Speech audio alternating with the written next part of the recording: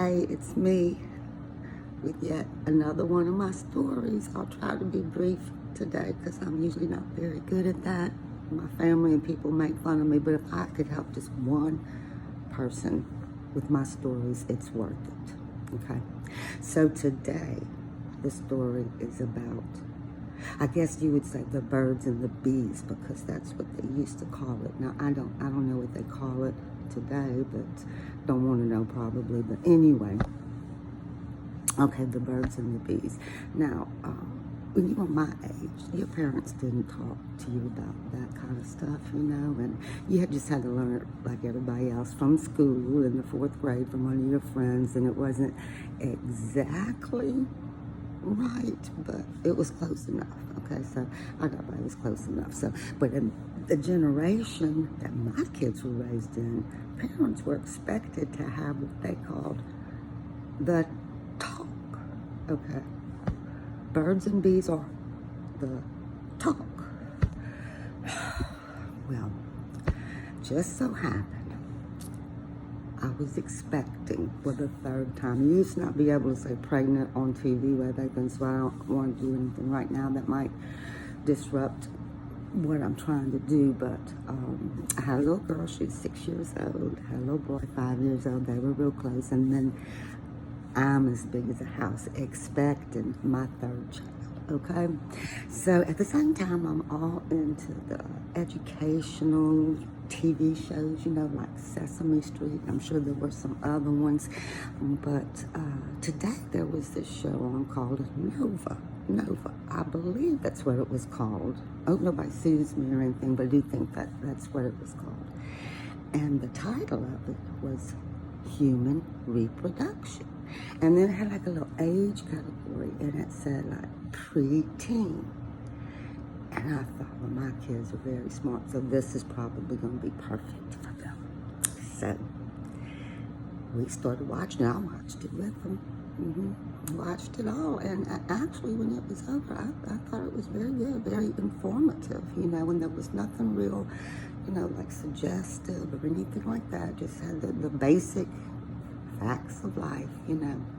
So I asked my children, okay, do y'all have any questions? And they said, you know, no, Mama, we're good. I said, okay, great. Well, I have a question I would like to ask. So I drew like a little man stick figure on a piece of paper, and I did something, you know, like in the middle area, and I pointed to it, and I said, do y'all know what this is called? And my daughter said, you know, she spoke up right away, yeah, Mama, that's a, and she said the P word, which was correct. Okay, she didn't say P word, she said the word, but it was correct. I said, very good, you were paying attention. Okay, so I said, here's another one. So I drew a little woman stick figure this time, put the little thing in that area. I said, okay, so what is this called? And my son says, oh, go, Mama, let me go first this time. I said, okay, go ahead, what is that called? And he said, well, I'm not quite sure how to say it, but I know it's spelled Pussy. And I said, well, what would make you think that that's what that is? And he said, well, Mama, in the boys' bathroom at school, Catholic school, mind you, there's a picture pretty much like that one you just drew, and it's got an arrow pointing to it, and then the letters Pussy. What does that say, Mama? And I said, it's misspelled, it's wrong, it's incorrect. Whoever wrote that doesn't know anything. They were just drawing, they're stupid. Just get that out of your head.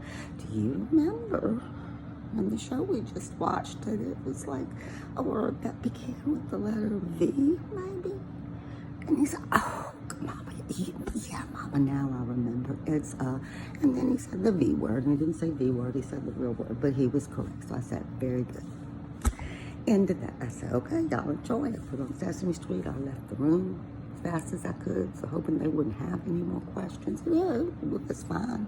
I guess for a little while, a couple weeks later, I had to bring my 5-year-old son, that same 5-year-old son, to speech therapy. Now, my daughter stayed home with my husband. I brought the 5-year-old on to the church grounds because that's where we met the speech therapist. And they would go in and do their thing, and I would just walk around the grounds, you know, like looking around. And so I brought him, dropped him off with the teacher, and I started walking around, and I saw this big, like, iron trough I had never noticed before.